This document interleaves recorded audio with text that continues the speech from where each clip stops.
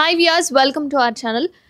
ప్రస్తుతం ఏం జరుగుతోంది అంటే అసలు ఏది మంచి ఏది చెడు అనేది యూట్యూబ్లో కావచ్చు, బయట ఛానల్స్లో కావచ్చు, కంటెంట్ ఏం తీసుకుంటున్నాము అనేది కనీసం ఒక ఆలోచన లేకోకుండా చేస్తున్నారు. సో అలాంటి కంటెంట్లలో రీసెంట్గా ఒక వీడియో అయితే ఈవెన్ సీఎం గారి దగ్గర వరకు వెళ్ళింది.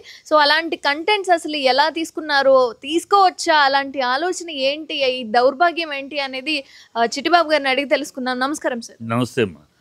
అసలు ఇలాంటి కంటెంట్ పెట్టే వాళ్ళు ఉన్నారా? వాళ్ళు ఒక తల్లికి పుట్టారా, ఒక అన్నం తింటున్నారా, కడుపుకి అశుద్ధం తింటున్నారా, చండాలపు జీవితాలు, చండాలపు మైండ్ సెట్ తప్పితే ఇలాంటిది ఒక పిల్లకి స్నానం చేస్తారు, తండ్రి చేసి దాన్ని పెట్టుకుని దాని మీద క్యాప్షన్స్ పెట్టి అసలు మనుషుల పశువుల వాళ్ళు రెండు కాళ్ళ జంతువుల. మనిషికి జంతువుకి తేడా ఏంటమ్మా? మనిషికి ఇంగిత జ్ఞానం ఉంటుంది, జంతువుకి సిక్స్త్ సెన్స్ ఉండదు, మనిషికే ఉంటుంది. అది నశించినప్పుడు రెండు కాళ్ళ జంతువు కింద లెక్కవి.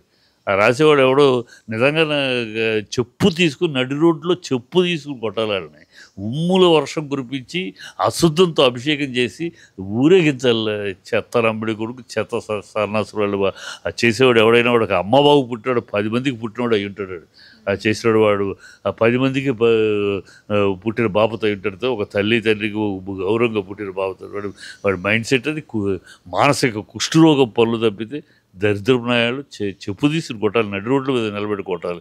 తలా ఒక రోడ్డు మీద వెళ్ళే దారి వెళ్ళేవాడు వచ్చేవాడు కొట్టాలి. అలాంటి లైవ్ పెట్టే మనుషుల పశువుల బుద్ధి ఉండాలి. అది ఏమి చేస్తున్నాం ఉంది కదా, సోషల్ మీడియా ఉందని మనం ఇష్టం వచ్చేట్టు చేద్దామంటే ఎట్టా?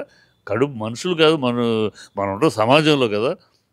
వాడికి బుద్ధి ఉందా? వాడు చేసేవాడికి, ఆ చేసిన వాడికి అసలు నిజంగా ఎంత కసి కోపం వస్తుంది. ఇప్పుడు వాడు ఎదురుగుండా కనపడితే చెప్పు తీసుకుని తెగేదాకా కొట్టాలండి. ఎడంగాలు చెప్పు తీసి తెగేదాకా కొట్టాలి. అలాంటి లంబడి కొడుకు బూతులు వస్తారు. ఇంకా అంత కోపం వస్తుంది. దరిద్రపు సన్నాసులు ఏం జన్మలయ్యి, మనుషుల జన్మలైనాయి. ఏం జన్మలు ఏం తింటే వాడికి కడుపుకి ఏం తింటున్నాడు? అరే గడ్డి తిని ఆవు కూడా పాలు ఇస్తుంది. ఈ సన్నాసులు ఏం తింటున్నారో, ఏం అశుద్ధం తింటున్నారో తెలియట్లేదు. అశుద్ధం తప్పితే మామూలుగా తినే బాపతులు కాదు, అశుద్ధాలని ఏరి తినే బాపతులు అయి ఉంటారు చెత్తలా. ఇప్పుడు ప్రభుత్వం ఈ విషయాల మీద రియాక్ట్ అయింది, ఓకే, సంతోషమే అయ్యింది. ఈ సినిమా స్టార్స్ కూడా అయ్యారు. ఏదో ఈ ఒక విషయాన్ని కాదు, అసలు సమాజంలో జరుగుతున్నాయి ఇలాంటి ఎన్ని జరుగుతున్నాయి, అన్నిటి మీద ఒక స్ట్రిక్ట్ యాక్షన్ ప్రభుత్వం తీసుకుంటే ఇలాంటి ఎంకరేజ్ అవ్వరు. వాళ్ళు చేస్తూ ఉంటే చూస్తూ ఉంటున్నారు కదా, పట్టించుకుంటే ఏదో అడప ఒకసారి గబుక్కుని ఏదో స్పందిస్తుంటుంది ప్రభుత్వం. ఇంత దూరం వైరల్ అయింది కనుక స్పందిస్తున్నారు. అంటే వైరల్ అయితేనే స్పందిస్తారా? ప్రభుత్వానికి బాధ్యత లేదా? సమాజంలో ఇలాంటివి జరుగుతున్నట్టు ఇమ్మీడియట్గా వాళ్ళని పట్టుకుని అలాంటి వాళ్ళు పట్టుకుని ఇమ్మీడియట్గా శిక్షిస్తే మరొకళ్ళు ఎంకరేజ్ అవ్వరు.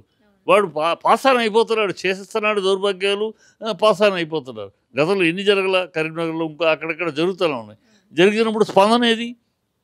పోలీసులు కంప్లైంట్ ఇస్తే కూడా రెస్పాన్స్ ఏది? అంతేగా అయిపోతుంది. 4 రోజులు ధర్నాలు, జెండాలు పుచ్చుకుంటారు, అయిపోయింది. మళ్ళీ వాడు మామూలే. సో ఆ స్ట్రింజెంట్ యాక్షన్, వాళ్ళకి పనిష్మెంట్ జరిగితే కానీ ఇంకొకళ్ళు భయపడరు. అమ్మోనేమో వాడు చేసినందుకు వాడికి ఇంత పెద్ద పనిష్మెంట్ మనకేదో వస్తుందని భయం వస్తుంది. ఆ భయం పుట్టించాలి. ఇలాంటివి చేస్తే మన లైఫ్లు నాశనం అవుతాయి, మనని ఇబ్బంది పడతాం అనేది తెలియాలి. అది ప్రభుత్వం అలా చేయరు. ఇలా వైరల్ అయింది కనుక ఇప్పుడు ఒకసారి స్పందించేసి ఏదో అనేస్తే సరిపోతుంది. Thank you sir.